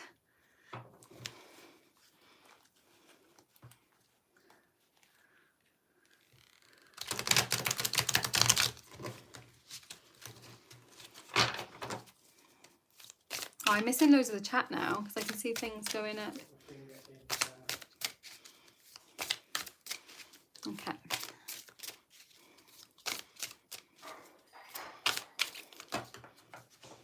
Oh my gosh. Okay, Kate.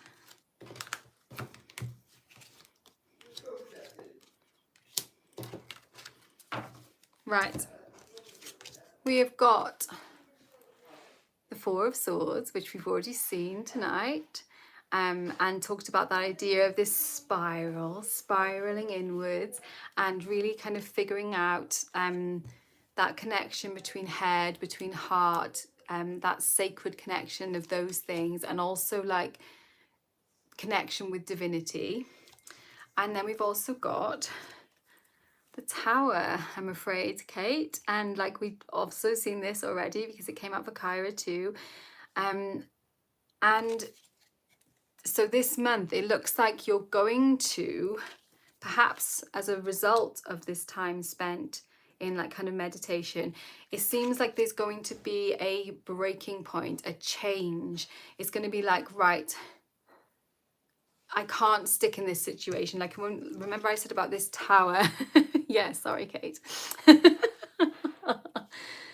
This tower is like, it's being attacked anyway. Like if you stay in this, the tower is unhealthy for you.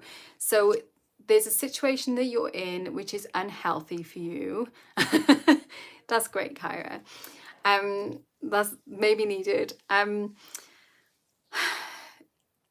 staying in the tower is unhealthy. What is healthy is actually taking flight and being caught by those transformational butterflies and making a break. And that is obviously terrifying as well. Although she doesn't look that scared, actually. She almost looks like, let me see if I can put her face closer. She almost looks serene, as if like I knew this point was going to come and now it's here. And I'm ready for it. So yeah, there is going to be something, and like with the tower, it's like, it's one of those things, like some of the cards are, you can go back and forth with them, but with the tower I feel like it's nearly always like, it's like a burnt bridge, you know. Once you've made that transition, you can't go back to it. Yes, Bronya. The tower, I've seen the tower come up for quite a few people lately. It came up in our group reading, our circle reading as well. Was that this week or was that, God, I lost the plot. We went away for a few days and I feel like I've kind of got out of sync with everything that is going on. But yeah, I feel like I've seen that tower card come up. Not that tower card, but tower cards in general coming up. It definitely feels like a tower energy, like there is an end of an epoch happening and change is going to be made. And I feel like that's happening for us on like a global level, but it's also happening for people on individual levels as well. So I'm sorry, Kate, if that is not fun. Remember that inner strength, that kind of head and heart and the labyrinth, and like the truth that you are part of the spiral. And like anything that happens, you're safe. Whatever happens, you are safe. You are held. Which is easy to forget when like shit is going down, isn't it? So, yeah. Yeah. And sometimes you can't change until you make that jump, can you? Like sometimes you need to kind of be pushed off the edge, because otherwise it's like, oh, it's not that bad. It's not that bad. I'll stay. And then it's like, it really is that bad. Yeah. Yeah. Okay. So Lisa, who hopefully you've probably eaten your dinner and cleaned up by now. I don't know what you're making for your dinner. Let's see what's coming up for Lisa. Oh, Lisa. Wow. Okay. So you have the Sun. So we're all going to be jealous. This is actually the card that came out for our circle as well with our wand card. So that is really cool. You know, the Sun, super joyful, super about like connecting with your heart, with your joy, shining for other people as well, because like the Sun is obviously the source of everything for us here on earth. Like we wouldn't have food if it wasn't for the Sun. We wouldn't be here if it wasn't for the Sun. So it is really much that like vital force. And so this month you're going to be leaning into that vital force, and look what came out alongside it. The Moon. And we have, you know, at the moment, the sun and the moon are together. This is the Libra New Moon, and so the sun and the moon are together right now in Libra, and you have got the sun and the moon together. And I think that's really like on point for, obviously, if like astrologically it can be more on point to have the sun and the moon coming up together, but for you it means that you're working on those conscious levels of self, and you're also working on those unconscious levels of self. I feel like probably as well there's like some aspect of physical care of self, like perhaps like heart strengthening, maybe not like making choices that support your health, so like bodily health and also spiritual health, emotional health. Like you're actually, like, you know, these are two majors that have come out for you, so you are bringing together all of those things to be healthy, to pursue your health. Yeah, look at those 3 owls on the, like, she's playing the violin. This is a gorgeous moon card. She's playing the violin there, with all the like little stars around, and then we got those 3 owls, and I always feel like they're almost like the 3 fates, you know. It's like we're weaving destiny as we go along. And so in this moon cycle, you've got a really powerful opportunity to sync up all the things, to sync up the sun, to sync up the moon, to sync up your joy, your emotional, your spiritual, your mental, your physical, and to like take like a big view of who you are, where you want to be, and how you want to move things forward.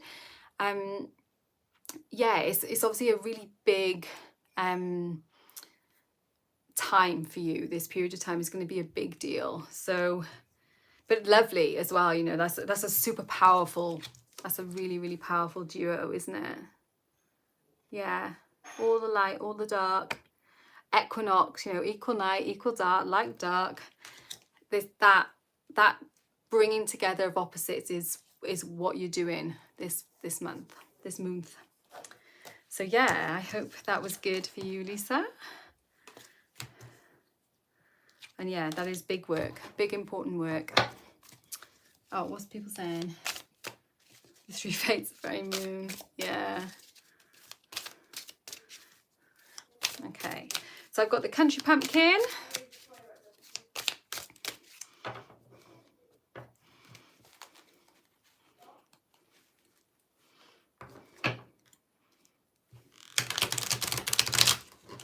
Let's see what we've got for you.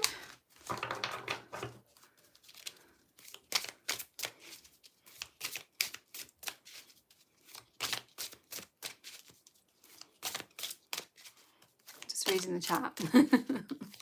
Okay, so country pumpkin.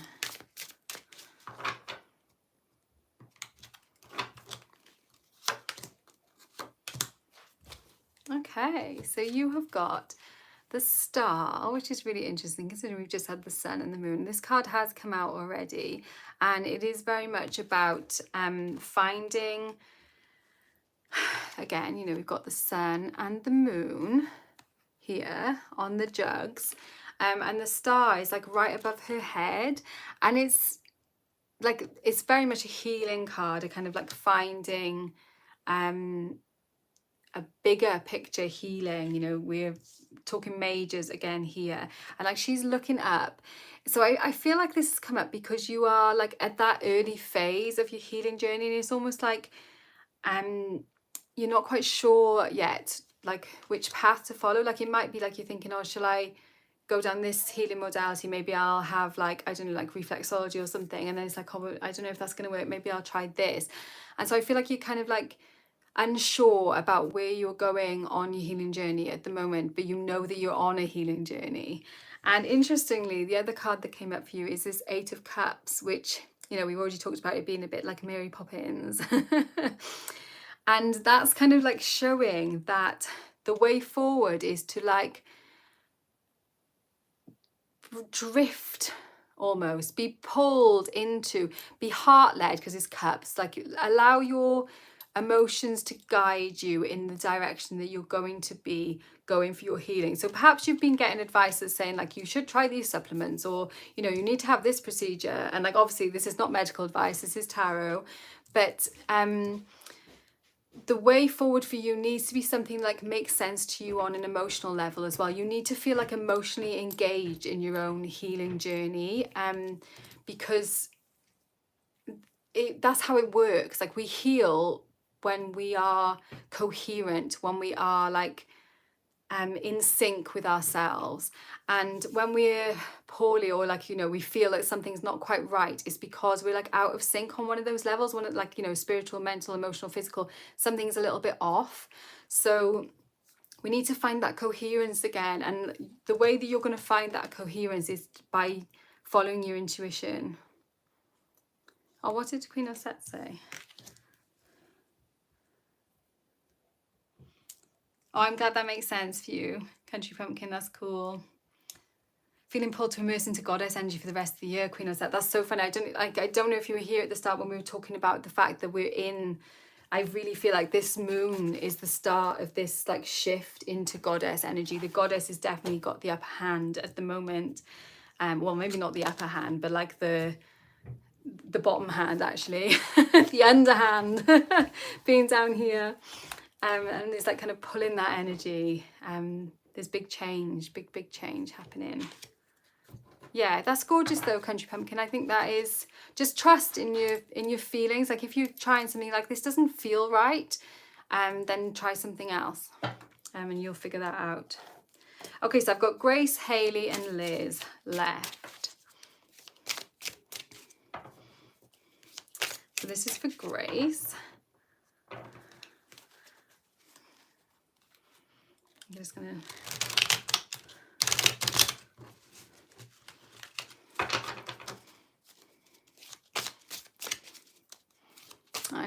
I'm glad that's reassuring. Yeah, sometimes it's like, that's one of the things I like about tarot, is like sometimes it doesn't tell you things you don't know. It tells you things, well, often it tells you things you already know. Sometimes in an annoying way. But yeah, sometimes in a, I just really needed to know that kind of way.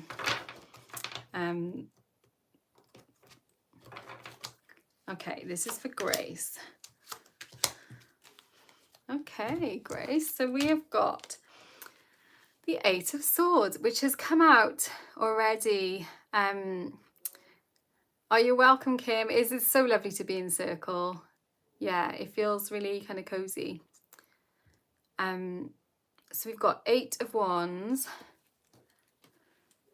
Eight of Swords, sorry, which we already talked about. Is like, we talked about it being almost like a thought prison. But to me, she seems like she's dancing. It's almost like she's like in these bonds and she's finding limitations. And it's like, these are the current limits of the things that I understand to be real. And I feel like maybe that's where you are. It's like, all my life, I've thought that this is it. All my life, I've thought that what I can, like, what I've learned, what I've like experienced, this is it. And now it's like, hang on, there's a whole load more that I didn't know about before. And actually, I'm ready now to like know about it. I'm ready to like step out and dance, like let my wings free and be like actually connected with everything. So interestingly, your other card is Temperance, which I find so weird in this deck. This is Temperance card. Like, it's very much about like, it's almost like an alchemist card. Like she's got these two like masks on, and she's also got wings. She's got sun, moon. She's got lots of symbols and things around her. She's got bones down at her feet, and then she's also got like fire, water. You know, we expect these things in Temperance, don't we? Because Temperance is about opposites. It's about bringing together opposites and kind of seeing how it works. So I feel like for you in this cycle is going to be about reconciling your previous worldview, which is now being challenged, and you've realized there's a whole load more. Oh, hey Savannah, there's a whole load more to your understanding of the world than you thought there was. And now you need to be like, so this is true and this is true, and I need to like bring those things together. Like she's making a potion. Yeah, really interesting temperance card. And it's like when people talk about temperance as well, they like temper steam. Oh, you're welcome, Lisa. I'm glad that it was spot on for you. When we temper something like steel or metals, we make them harder, we make them stronger. And so by reconciling your current world, your kind of previous worldview, when you couldn't quite, you weren't allowed to believe certain things, you can now embrace, oh, is Liz going? Good night, Liz. You can now bring that new worldview and temper them together. And it actually makes you stronger and makes your understanding stronger and your way of interacting with the world much stronger, which is a really exciting, like, I don't know where you are on your journey, Grace, but this feels like, it feels like a big shift, you know. Temperance is obviously a major card, so it's like this is a big deal, bringing together those things and like making sense of them, making them work together, trusting in your own knowledge and trusting in the new things that you're finding. Yeah. Okay. So we've got Hayley. Are you still here, Hayley? Let me know if you are. And then we've got Liz, Old Ways Cottage, Liz. It always seems to go really fast to me, but I don't know if it does for you guys. It probably feels like, oh good, I'm glad it was encouraging. Yeah, okay, Hayley. You made it, we made it. Yeah, it feels like it just flips by so fast. It's almost like when you do like fairs and stuff and you're like doing readings and it's just like, whoa, like 5 hours have just gone past. Okay. So this is for Hayley. Oh my gosh, so this card is just wanting to come up all the time. This Four of Swords. You know, this gorgeous like spiraling in, this like kind of almost like a suspension, like a web. It's like a spider web, and it's being like tuning into that web and being like, oh yeah, there's something happening there and I can feel it. There's something happening there and I can feel it. It's like raising your awareness of, you're raising your sensitivity level to the things that are going on around you, like whether they're like kind of real world things or spirit things, you know, that are happening. It's like, I'm sensing this, I'm sensing this, I'm sensing this. And then we have this, we've got this Lovers card here. So another major coming up. We've had quite a few majors, haven't we, coming up tonight? And they're on their own like separate steeds. I know in the book they've all got names as well, so if you've got this deck, then do like look up what the actual like names and stories are. It's only a tiny little book, but it's got quite a lot of information about this. Here, yes, Jeanette, she does almost look like she does almost look like she could be hanging upside down because of her hair is going like that. I see her as like almost like a spider, like as if she's in a web. But yeah, she could most definitely be, it's like a kind of suspended state, isn't it? And meditation is a bit like that, but then this is very contrasting of that. There's a movement in this card, there's messages in this card, but it's not like a stay still and receive the messages. It's like go out and look for the messages, go out and like make connections with people, make choices. And I think that is what it is that you're being kind of pulled to do in this cycle, Hayley, is that you have access to all the information. You've got this access, but what are you going to do with it? Like, you've got to do something with it. You've got to make choices. You've got to try things, and yeah, take that message and act on. You've got to act. You've got to do something with it. And so this month, when you get a message from Spirit, do something with it. Like whether that's like a spell maybe, or whether it's like calling a friend that you haven't spoken to for ages, or if it's like arranging to try a new activity or something like that. Take some action this month, choose something. And that will mean that you will not have time to necessarily do all of the things. Like you might not get so much time to just kind of hang around in meditation. You will have to kind of get out of your comfort zone a little bit. But there's a lot of richness to be found in that. Yeah, Cara, exactly. It's like the Lovers card has got that kind of choice in the Rider-Smith Rider-Waite-Smith card. Like, it's not so much of that here, but I feel like it's got movement in it, you know, action in it, as opposed to like this card, which is very, very still. Yeah. Okay. So I hope that makes sense for you, Hayley. We've got Liz, and I think we're going to be like almost exactly on 2 hours. So thank you so much to those of you who stuck around for this. And yeah, lovely to see lots of familiar faces and names popping up as well, and kind of hear where everyone is and how we're doing. It'd be really nice, I think, at some point. I'm kind of trying to figure out as well, because like I'm very much called at the moment to be trying to like facilitate community and connection. And what I would love is to be able to have circle where it's not like just like my face, where we can actually interact with each other, like maybe like on like a Zoom or something like that. But like obviously that's not so much practical. I don't know, I'm working it out anyway. I'm gonna work something out in a slow kind of Knight of Pentacles way. I'm like I'm figuring it out. Okay, so this is for Liz for this moon cycle.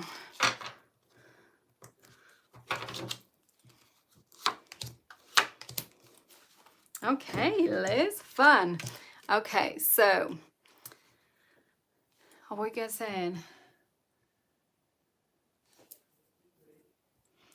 Zoom, name the time. Oh, thank you. Yeah, I think we can do that. We said about that before, didn't we? Is that you can like do a split YouTube live, which would be fun as well. Although God knows how long we'd go on for then. We'd be chatting for ages. Yeah, Zoom or Teams. What's Teams? Is that like, I got Zoom. I think my Zoom, like group Zoom, might have expired now. But like, you know, I can work it out, I'm sure. StreamYard. Okay. Okay, so yeah, so it'd obviously be a little bit more cozy. We could maybe arrange it over in the Facebook circle perhaps as well. So like it's a more like smaller, I mean, there's only 26 of us here now, but I think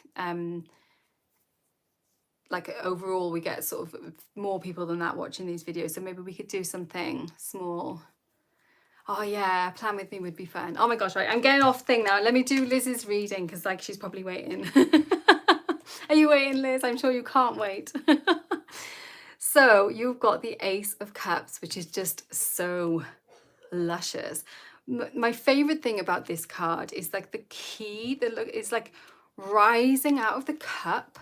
And I feel like, yeah, exactly that. We would get nothing done, but we'd have a good chat. So that would be fun. It's like the key is like, you know, rising out of the cup. And it's like an answer is coming to you this month, an answer to a problem that has been like, I'm not sure how to grapple with this. And then it's like, this idea is gonna come. And like that might be a weird thing to say because it's a cup. So you would think it would be like a lot of time people talk about it with new love, like you know, a new love sort of story and things like that. But I feel more like it's an answer to an issue that you have been like wondering about, and it's an answer which you connect with on an emotional level. It's like, yes, that's the answer that makes sense to me. And then you've got the Emperor, who has come out before as well. And I feel like it's because what you need to do then once you have your key is you're going to use that key to help to establish something. So it's like, you know, with a key, what are keys for? Keys are for like opening doors, aren't they? And like we're doors in buildings usually. So it's almost like you're going to have a key to open something, like it may be a physical building or maybe like a group that you're going to start or something like that. And then you're going to use that key to give the key to open the building, which is then going to give the structure to the group that you're going to create. I feel like it is a group. That's where I'm going off on this. It's like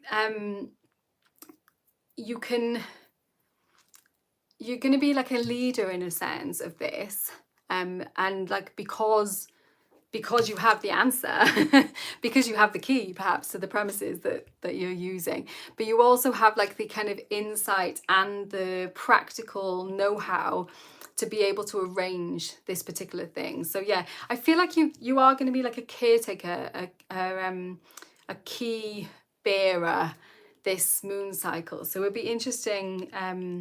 Like it may not, I suppose, be a physical key, but I kind of feel like it might be. So yeah, that's another kind of keep me posted on that, because I want to know what that key is all about, and what this thing is that you're kind of cultivating, what's the campaign that you're planning, you know. Yeah, interesting, really interesting. And like it's a very like passionate thing, and like it almost looks kind of Panish as well sometimes, this emperor. So like maybe to do with like a god, like some sort of meat or something like that. Like I know you are involved with that kind of thing, aren't you? But I feel like you already have stuff like that, don't you? But this feels like it's going to be something new. So and that you're going to have the key to it. It's something new that you're initiating. Yeah. So we made it, folks. Oh my gosh, it's exactly past. So I think that's exactly 2 hours. And I'm sure everyone needs a good lie down. I'm going to be going to bed now because it's 11:30 here where I are. I'll read the chat after. I can see people are making good suggestions about things like Teams and Facebook rooms as well, which we could do over in the circle on Facebook. Yeah, other people saying make a Facebook room. Yeah, so we'll figure something out for sure. Yeah, we'll work it out. Right. Oh, Lachette, your room is locking, your theme is lock and key. That's funny. Oh, Liz maybe already knows what she thinks it might be, so that's good. But yeah, let us know how it all pans out for you, because it sounds really good. Yeah. Coincidence? Maybe. Yeah. Thank you so much for watching, guys. Warmest blessings. And I will see you all very soon. And like if you're interested in the that other moon video, then obviously grab that. Bronya, you didn't tell me to read for you, did you? Please say you didn't, because I didn't write your name down. But yeah, if you'd like me to, then send me a Facebook message or something. So yeah, and anyone else who's here who would like that, I've done that before. Because I didn't want anyone to miss out. So yeah, I'm going to say goodnight and I'm going to hang up, and maybe next time I'll remember to turn it sideways when I am starting off, and we can do it sideways instead rather than like this. But yeah, stop talking and say goodbye.